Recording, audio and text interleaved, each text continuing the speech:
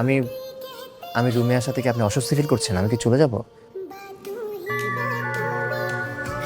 দেখুন, বিয়ে বাড়ি কত মানুষ এসেছে, মানে কারো কথায় কি কোনো কষ্ট পেয়েছেন আপনি? আপনি চাইলে আমাকে বলতে পারেন। আমি আমাদের এই বিয়েটা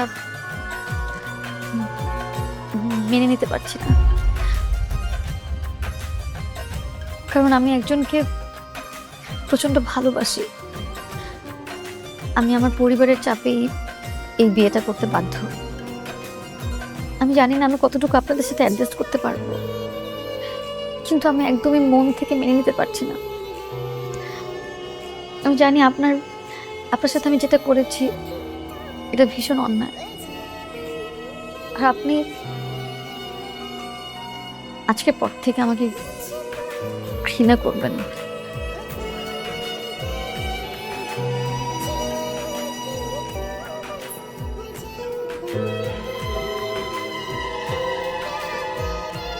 দেখুন, মানে আপনি কোনো অন্যায় করেননি। আপনি তো আমাকে সত্যটাই বলেছেন। আপনি চাইলে তো লুকোতেই পারতেন। সেটা না করে আপনি আপনার অতীতের কথা আমাকে বলেছেন, এটা তো অপরাধ না। উল্টো তো আপনার প্রতি আমার সম্মানটা বেড়ে গেল। সত্যিটা আমাকে অকপটে বলে দিলেন। দেখুন, যেদিন আপনার সঙ্গে আমার দেখা হয়েছিল, আমি